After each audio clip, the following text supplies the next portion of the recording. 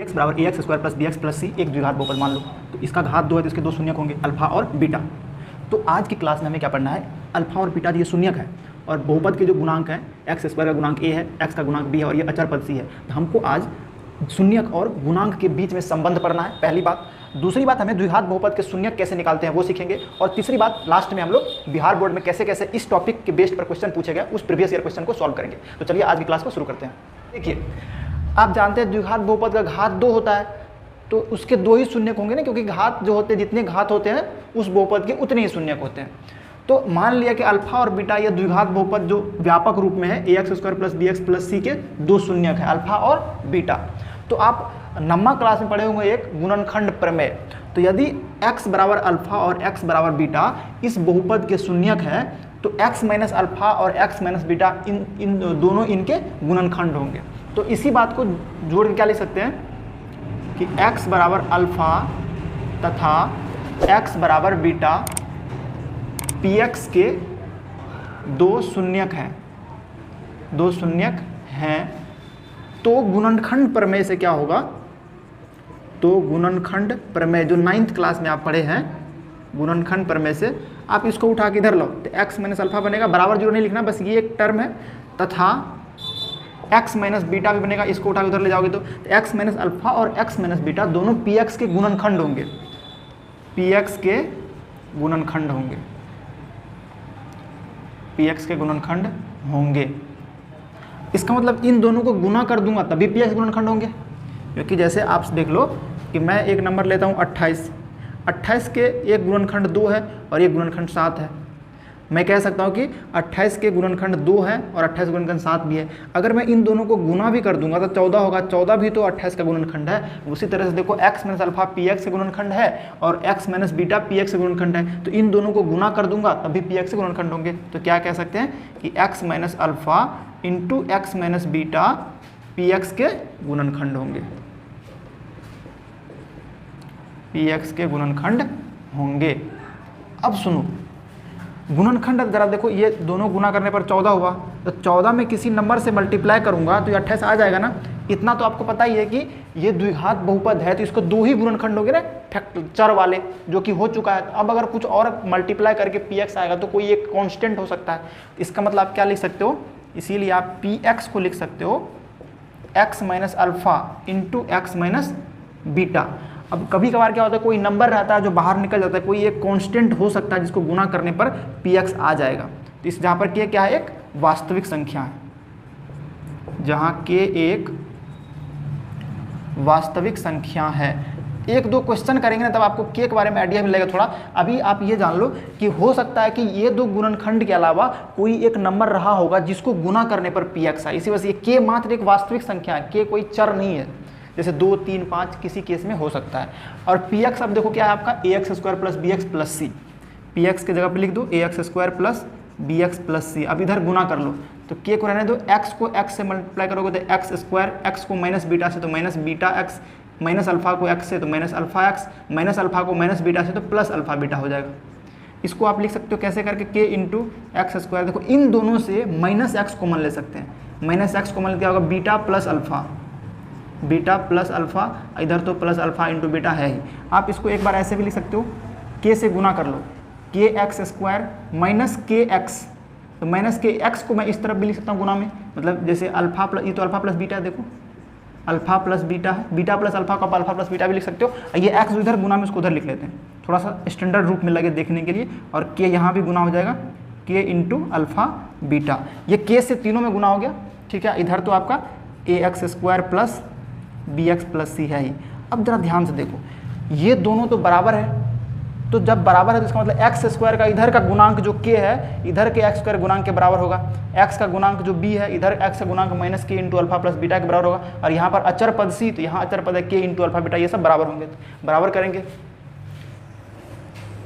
तो क्या लिखेंगे, गुणांकों की तुलना करने पर, गुणांकों की तुलना करने पर आपको क्या मिला, यहाँ देखो एक्स स्क्वायर गुणांक इस तरफ a है और इस तरफ एक्स स्क्वायर गुणांक k है। बड़े ध्यान से देखते आराम से बन जाएगा। तो यहाँ से आपको k का मान क्या मिल गया, a मिल गया, ठीक है। अब फिर देखो यहाँ पर x का गुणांक यहाँ पर b है इधर x का गुणांक क्या, देखो x को छोड़ के बाकी जो है तो माइनस के इंटू अल्फा प्लस बीटा है, तो बराबर होना चाहिए माइनस के इंटू अल्फा प्लस बीटा के। अब देखो b, k का मान क्या है, k का मान तो a है ना, तो माइनस के जगह पे a रख दो, अल्फा प्लस बीटा। इसी में मैंने क्या किया, सिर्फ k की जगह पे a रखा क्योंकि k का मान तो a है। अब इस a को, इस माइनस से उठा के इधर लाते हैं, तो b बट्टा माइनस a बराबर क्या हुआ, अल्फा प्लस बीटा। तो यहाँ से आपको क्या मिला, अल्फा प्लस बीटा बराबर माइनस b बट्टा a, माइनस को ऊपर लेके चल गए। तो क्या है, ये शून्यकों का योग, अल्फा और बीटा तो शून्यक है ना, तो शून्यकों का योग क्या हुआ, माइनस b बट्टा a। ऐसे ही आप तुलना करो, इधर अचर पद c है तथा अचर पद यहाँ c है, यहाँ पर है k इंटू अल्फा बीटा अचर पद, तो ये भी बराबर होगा। तो यहाँ से आप करोगे तो क्या मिलेगा आपको, c बराबर k का मान तो a है तो a रख दो इंटू अल्फा बीटा। तो यहाँ से आप इस a को उठा के इधर लो तो भागा में आएगा, c बट्टा a बराबर अल्फा इंटू बीटा। तो यहाँ से आपको क्या मिला, अल्फा इंटू बीटा बराबर c बाय a। यही दो संबंध है, देखो अल्फा और बीटा शून्यक है और c और ये सब क्या है, बहुपद के गुणांक है। यहाँ भी देखो अल्फा और बीटा शून्यक है और माइनस b और ये, मतलब माइनस तो कोई साइन मतलब नहीं उसका, b और ये गुणांक है। तो क्या है, ये शून्यक और गुणांक के बीच में संबंध है ना, यही दो संबंध होते हैं द्विघात बहुपद में, कि शून्यकों का योग माइनस b बट्टा a होता है और शून्यकों का गुणनफल है नहीं है, अल्फा और बीटा गुणा में गुणनफल जो है वो c बट्टा a होता है। यही दो शून्यक है। तो देखिए आप ये सत्यापित हो गया, या कह सकते हो संबंध स्थापित हो गया।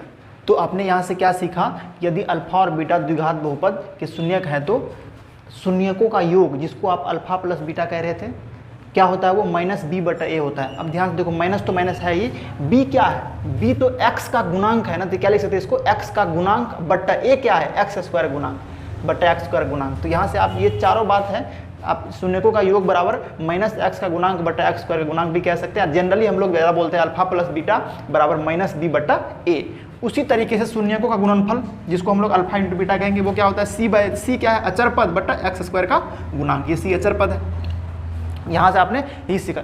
एक उदाहरण लेते हैं, एग्जाम्पल से देखते हैं कि अल्फा प्लस बीटा और अल्फा इंटू बीटा कैसे निकालते हैं किसी द्विघात बहुपद। ये हमने एक द्विघात बहुपद लिया 2x square minus 7x plus 5। इसमें हमें निकालना क्या है, शून्यकों का योगफल यानी अल्फा प्लस बीटा और शून्यकों का गुणनफल अल्फा इंटू बीटा निकालना है। तो सबसे पहले आप यहाँ पर a b और c का मान लिखो। तो a क्या होता है, एक्स स्क्वायर गुणांक, a बराबर 2, b जो है वो x का गुणांक है तो माइनस 7 साइन के साथ लिखोगे आप, और c बराबर 5 है। ठीक है, कुछ साइन नहीं लेते तो प्लस ही होता है ना, तो प्लस वाला में नहीं लिखेंगे चलेगा, लेकिन अगर माइनस है तो आपको लिखना पड़ेगा। तो अल्फा प्लस बीटा क्या जानते हैं हम लोग, शून्यकों का योगफल होता है माइनस b बट्टा a, तो बराबर क्या हो जाएगा अल्फा प्लस बीटा। तो माइनस, देखो माइनस तो यहाँ पर लिखा और b का मान क्या है, माइनस 7 है, तो माइनस 7 हो गया, बट्टा a का मान 2 है, तो क्या हो गया 7 बट्टा 2। और अल्फा इंटू बीटा निकालो तो क्या जानते हो आप, c बट्टा a होता है, c का मान देखो कितना है 5 है, a का मान 2 है, तो अल्फा प्लस बीटा हो गया 7 बट्टा 2, यानी शून्यकों का योगफल हो गया 7 बट्टा 2 और शून्यकों का गुणनफल अल्फा इंटू बीटा हो गया 5 बट्टा 2। ऐसे करके क्वेश्चन बिहार बोर्ड में पूछे भी गए, तो वो हम लोग देखेंगे भी इसके बाद, लेकिन इससे पहले थोड़ा शून्यक निकालना सीख लेते हैं। चलिए, तो ये क्वेश्चन 2022 में ही पूछा गया बिहार बोर्ड, तो इसी क्वेश्चन की मदद से द्विघात बहुपद का शून्यक निकालना सीखते हैं। तो क्या है द्विघात बहुपद, Z square minus 2z minus 8, इसको आप पी जेड मान लो, पी जेड, क्योंकि जेड इसमें चर है ना, तो पी जेड, अगर एक्स चर होता तो पी एक्स मानते हैं, जेड चर में तो जेड हो गया, तो माना पी जेड बराबर Z square minus 2z minus 8।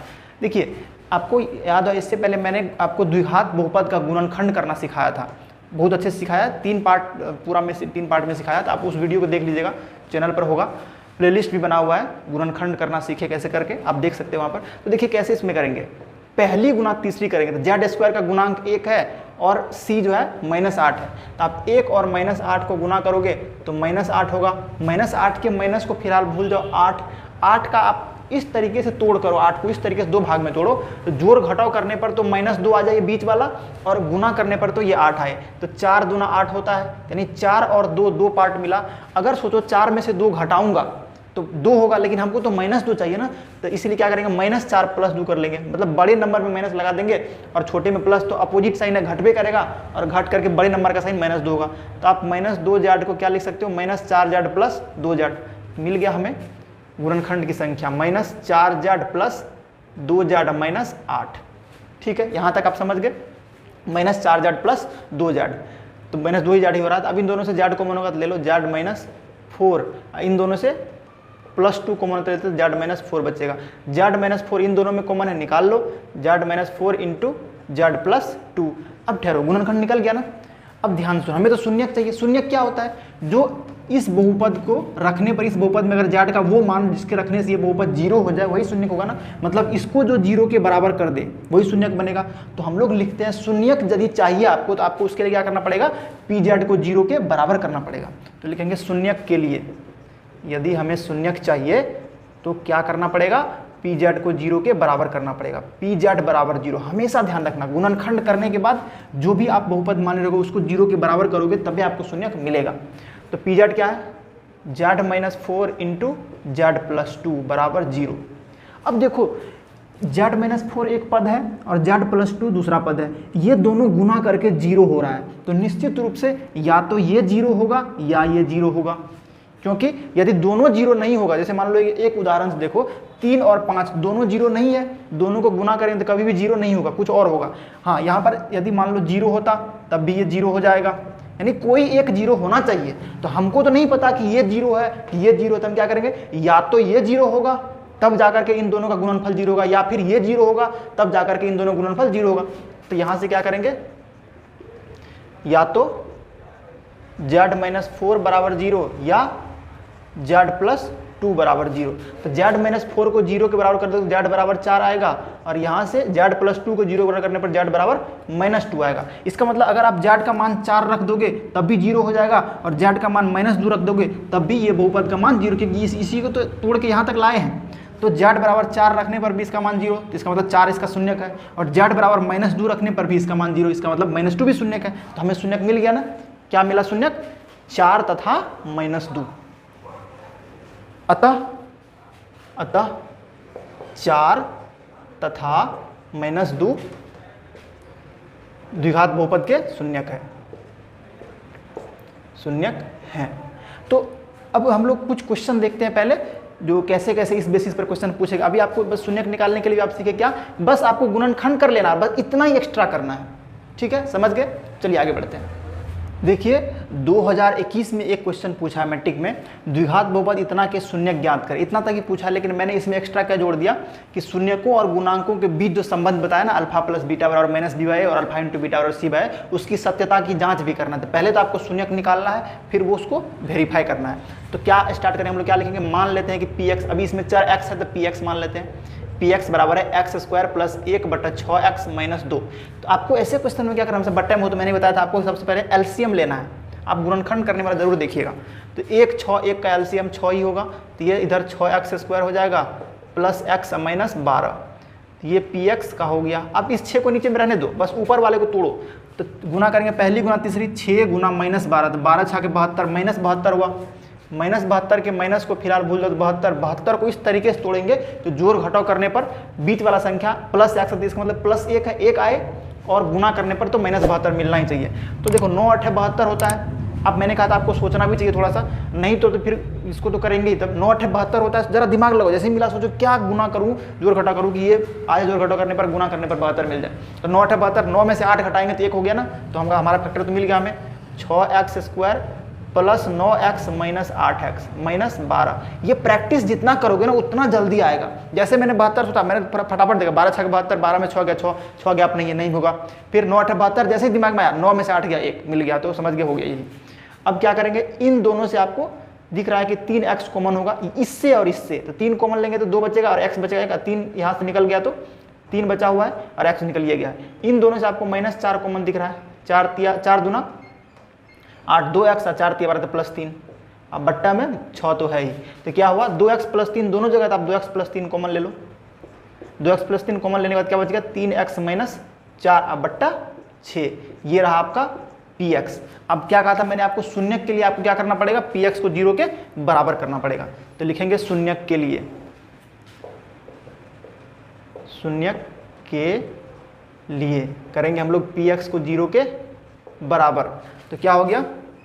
2x plus 3 into 3x minus 4 बट्टा 6, यही नहीं px है। इसी को सॉल्व करते करते यहाँ तक आए तो बराबर 0। ये 6 इधर क्रॉस गुना होकर के 0 हो जाएगा, 0 उधर क्रॉस गुना कर लिए, इसको क्या मिला?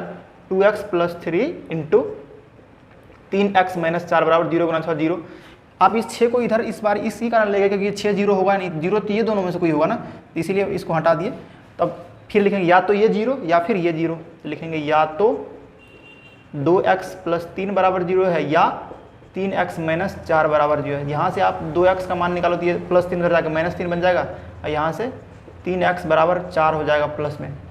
अब यहाँ से x निकालो तो क्या होगा -3/2, और यहाँ से निकालोगे x बराबर 4/3। इसका मतलब -3/2 रखेंगे तब भी 0 होगा, और 4/3 रखेंगे तब भी 0 होगा। यही दोनों क्या है, शून्यक है। अतः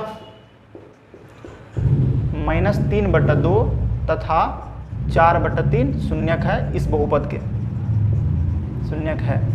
अब देखो हमें जो बहुपद दिया हुआ था क्या था, वो बहुपद जो था वो क्या था, px बराबर था x² + 1/6x - 2।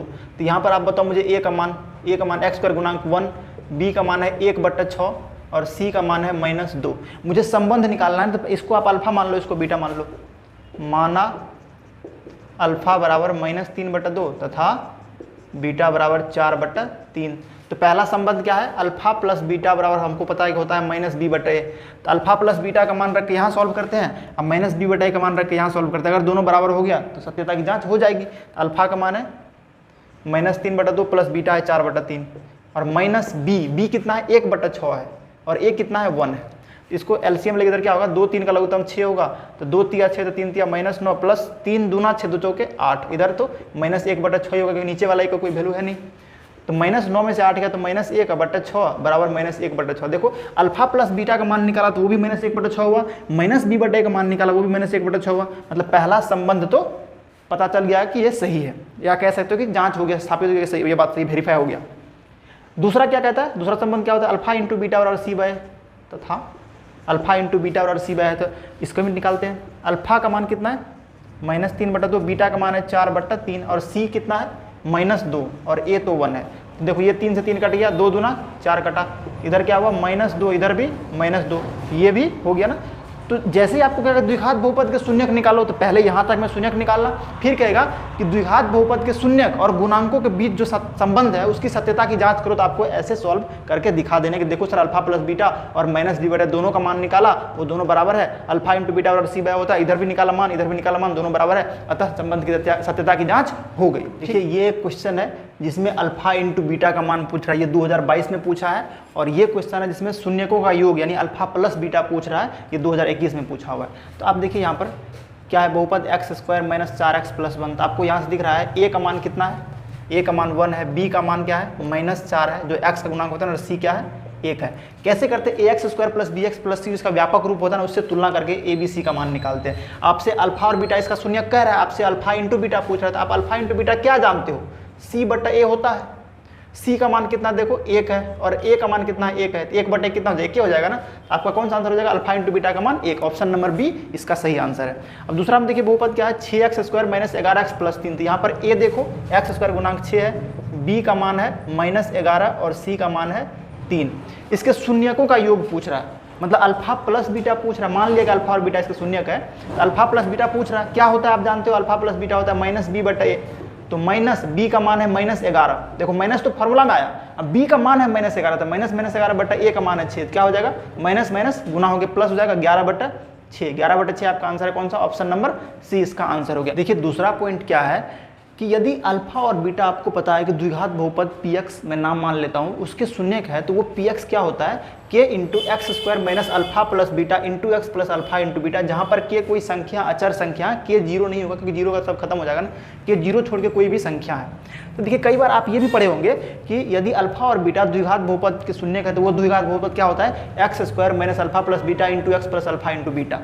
देखिए k लेते क्यों है पहले ये समझिए, k कई बार देखते हैं आप आंसर में, अगर मान लीजिए इधर बट्टा में आ गया, इधर कुछ बट्टा में आ गया, तो लघुत्तम लेंगे तो बट्टा में नीचे में संख्या रह जाएगा ना, तो उसी संख्या को हटाने के लिए के लेते हैं, ताकि के का जितना नीचे में के उतना ही मान लेंगे, क्योंकि संख्या कोई भी होगा, ये तो द्विघात बहुपद तो ये है ना, संख्या यहाँ पर कोई क्या फर्क पड़ता है उससे, तो उस संख्या को हटाने के लिए यहाँ पर के रखते हैं, ताकि कुछ कॉमन होगा तो वो आ जाएगा, जो कट गया होगा तो वो पता चल जाएगा क्या है वहाँ पर। जैसे इस पर देखिए 2021 में क्वेश्चन पूछा है, किसी द्विघात बहुपद के शून्यक यदि 5 एवं -3 है तो वह द्विघात बहुपद होगा। देखिए शून्यक दिया है, यानी अल्फा बराबर 5 दिया है और बीटा बराबर -3 दिया हुआ। सबसे पहले आपको अल्फा प्लस बीटा निकालना पड़ेगा। अल्फा प्लस बीटा क्या होता है देख लो यहाँ से, 5 + -3, 5 प्लस माइनस 3 कितना होगा 5 माइनस 3 प्लस गुना माइनस प्लस माइनस माइनस होगा तो 2 हो गया। और अल्फा इंटू बीटा भी आप निकालो, क्या होगा 5 गुना माइनस 3 तो 5 दिया 15, लेकिन माइनस प्लस माइनस माइनस हो जाएगा माइनस 15। ठीक है, तो आपको द्विघात बहुपद आप जानते हैं क्या हो जाएगा, वह द्विघात बहुपद k into x square minus alpha plus beta into x plus alpha into beta. अब देखो इस क्वेश्चन में आप के को छोड़ के बनाओगे तब भी आपका आंसर आएगा, क्योंकि यहाँ पर बट्टे में कुछ बन भी नहीं करा, नहीं अल्फा प्लस बीटा के नीचे में बट्टे में कुछ है, ना ही अल्फा इंटू बीटा के बट्टे में नीचे में कुछ है, तो आप के को छोड़ भी दोगे तब भी काम होगा। लेकिन हम लोग के लेंगे ना तब भी बनेगा, क्योंकि के को बाद में 1 मान लेंगे, क्योंकि संख्या के कोई भी होगा द्विघात बहुपद के शून्यक, आप के का मान यहाँ पर कोई भी संख्या रख दो 0 को छोड़ के, तो द्विघात बहुपद तो ये है उसका शून्यक हमेशा 5 एवं -3 ही होगा, चाहे के का मान आप कुछ भी रखो 0 छोड़ करके। ठीक है, तो रखते हैं के का मान क्या हो जाएगा x square minus alpha plus beta कितना है 2, तो x square minus 2x alpha into beta है -15, तो प्लस -15। मान लो आप के बराबर 1, क्योंकि बट्टे में कुछ नहीं, जब भी बट्टे में कुछ नहीं तो आप के बराबर 1 मान लो। पी एक्स बराबर क्या हो गया x square minus 2x plus minus minus -15, यही आपका आंसर है। यानी इसी द्विघात बहुपद के शून्यक जो है 5 तथा -3 है। कौन सा ऑप्शन है, x square minus 2x -15, option number C हो गया आपका आंसर। तो इस तरीके से आपने देखा कि हमने क्या पढ़ा, द्विघात बहुपद के शून्यक और गुणांकों के बीच में संबंध पढ़ा, उसके बाद हमने द्विघात बहुपद का शून्यक निकालना सीखा, फिर हमने कुछ क्वेश्चन किया पिछले साल का पूछा हुआ, और उसके बाद हम यदि अल्फा और बीटा द्विघात बहुपद के शून्यक हो तो वह द्विघात बहुपद क्या होता है उसको बनाना सीखा, जहाँ पर मैंने आपको समझाया कि यहाँ पर के रहता है तो आपको के से डरना नहीं है। जैसे मान लीजिए नीचे में सॉल्व करते हैं जरा एक सेकंड के, यहाँ पर मान लीजिए बट्टे में 5 आ जाता तो उस के का मान क्या मान लेते 5, तो 5 5 कट जाता। के का मान आप इससे मत सोचोगे सर अपने मन से के कैसे 5 मान लेंगे, ना जी, बात ये नहीं, बात ये है कि आपको वह द्विघात बहुपद तो मिलेगा ना जिसका शून्यक 5 तथा -3 है, तो के का मान कोई भी हो क्या फर्क पड़ता है, वो बट्टे हटाने के लिए करते हैं। ठीक है, इतना समझ गया होगा, तो मुझे लगता है कि पूरा आपको ये चीज़ समझ में आया। और भी हम क्वेश्चन करेंगे, एक्सरसाइज जो 2.2 है उसको भी सॉल्व करेंगे, और इतने सारे थ्योरी से वो चैप्टर आप जानते हैं कि सॉल्व हो जाएगा, तो इसके बाद हम एक्सरसाइज 2.2 को ही सॉल्व करेंगे। तो अगर आपको ये वीडियो पसंद आया तो ज़रूर कमेंट कीजिएगा, क्योंकि आपका कमेंट पढ़ के बहुत मज़ा आता है, बहुत मोटिवेट भी होते हैं। चलिए मिलते हैं नेक्स्ट क्लास में, थैंक यू।